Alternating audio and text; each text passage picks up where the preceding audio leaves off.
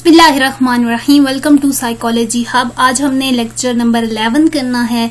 Social psychology का self के बारे में हम पढ़ रहे हैं। थोड़ा सा ये कंफ्यूजिंग हो सकता है आपके लिए, पर मैं इजी करने की कोशिश करूंगी। सबसे पहले हमने सेल्फ का पिछले लेक्चर में इंट्रोडक्शन किया था। उसके बाद हमने देखा था प्राइवेट और पब्लिक सेल्फ क्या होती है, सेल्फ अवेयरनेस क्या होती है। आज हमने करना है negative of private self consciousness, कि प्राइवेट सेल्फ कॉन्शियसनेस के नेगेटिव एस्पेक्ट्स कौन कौन से हैं। We are indulged in self awareness but if focus too much after a failure it can intensify our negative emotion. ये क्या कह रहे हैं कि अगर हमें कोई भी फेलियर होता है, हम किसी चीज में नाकाम हो जाते हैं, उसके बाद हम सेल्फ के बारे में बहुत ज्यादा फोकस करना स्टार्ट हो जाए तो हम एक नेगेटिव साइड तरफ चलना स्टार्ट हो जाते हैं। That is a depression.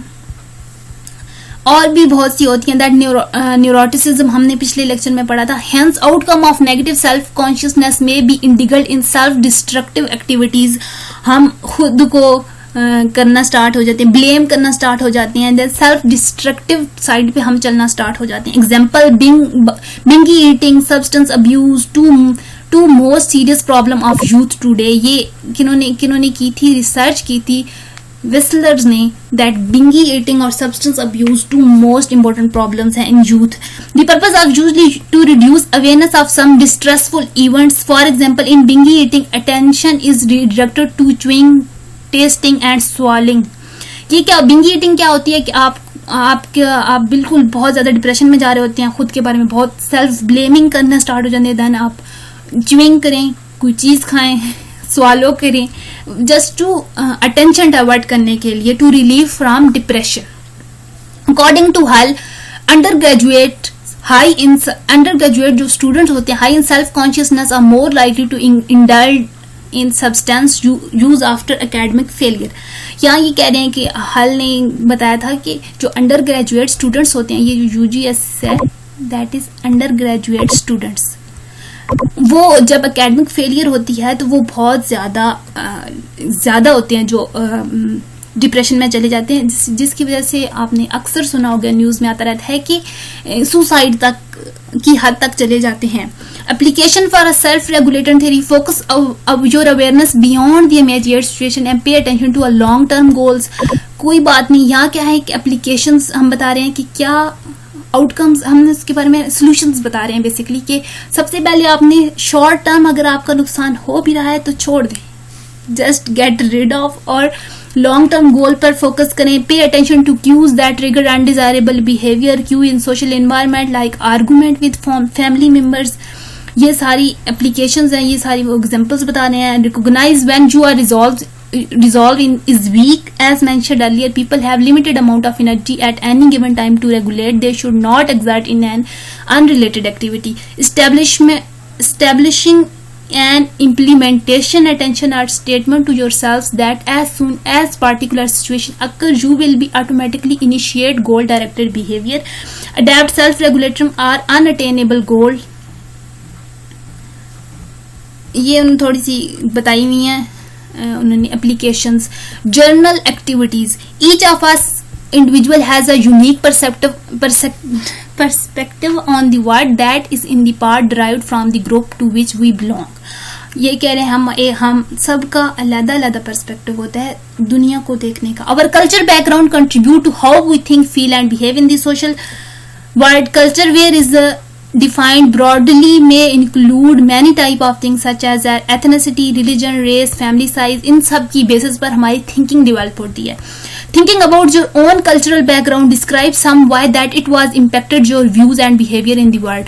Some example to influence include pattern of family attention. ये कह रहे हैं कि हम इन चीजों को देख कर बयान कर सकते हैं कि क्यों हमारा बिहेवियर एक पर्टिकुलर चीज की तरफ ऐसा है, जिसमें ये चीजें इन्वॉल्व होती हैं। Pattern of life interaction, expectation regarding marriage, music preferences, food कौन कौन से होते हैं, स्टाइल ऑफ ड्रेस, ये सब चीजें वेरी करती हैं जो हमारे सेल्फ कॉन्शियसनेस डेवलप करने में। Possible historical effect using the classical scheme, Lucy Zitcher found that while American college student in the 1950, ये रिसर्च बयान कर रहे हैं कि जो 1950 to 1960 तक स्टूडेंट्स थे वो कैसे बिहेव करते थे, एंड देन लेटर ऑन उनके अंदर एटीट्यूड डेवलप होना स्टार्ट हो गया था। ये वो बता रहे हैं कि Zurcher suggests that these self concepts and attitudinal change are due to the widespread culture changing began in 1950s।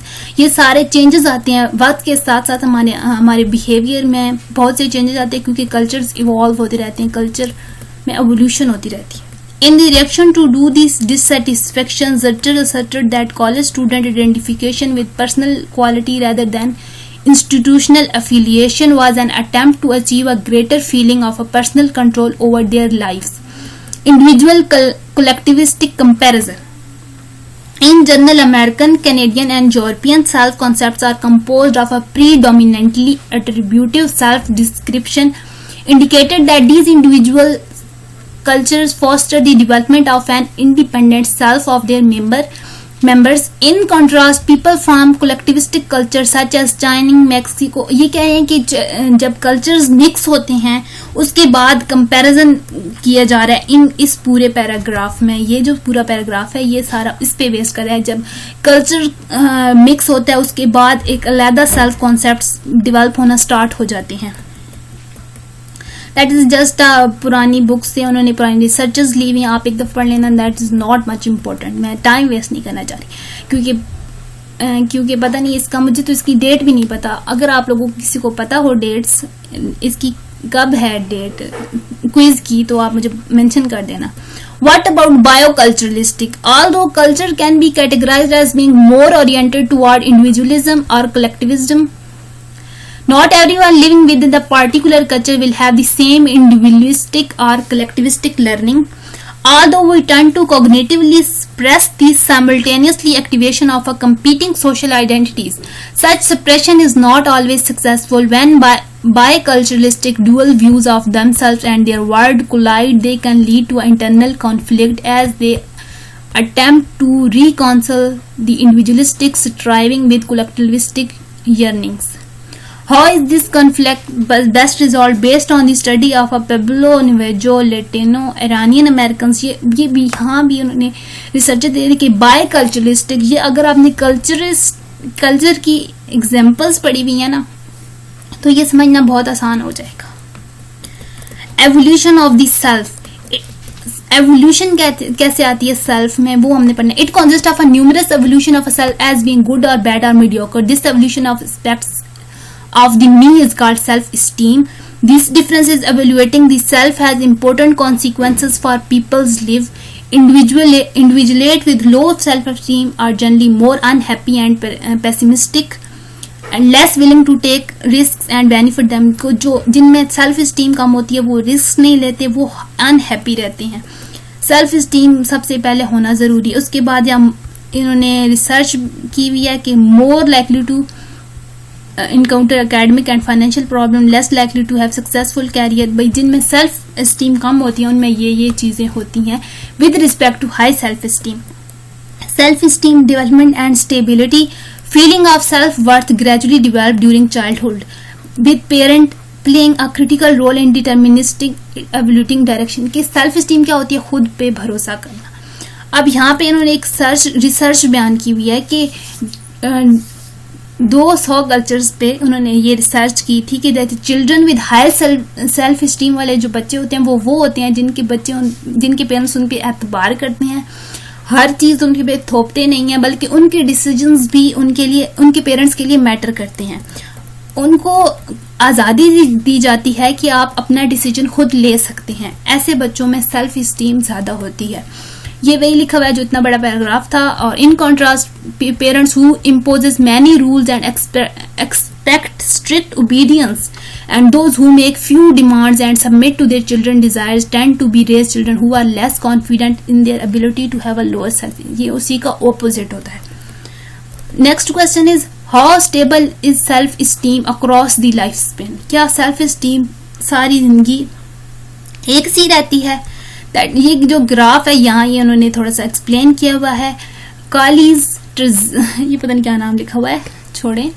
ये जो था उसने एक की थी मेटा एनालिसिस किया था। 50 self esteem studies involve almost 30,000 participant in the United State country test retest correlation of a self esteem measure across at least 1 year interval. उसने 1 साल में ये पूरी रिसर्च की थी 6 to 83 एज तक के लोगों में. The researchers found that self-esteem stability is relatively low during childhood, increase through adolescence and young adults, and then decline during the midlife and old age. पहले कम होती है फिर बढ़ती है, जब आप 20 to 29 एज के होते हैं तब बहुत ज़्यादा हो जाती है. लेकिन यहाँ पीक पे है सेल्फ इस्टीम.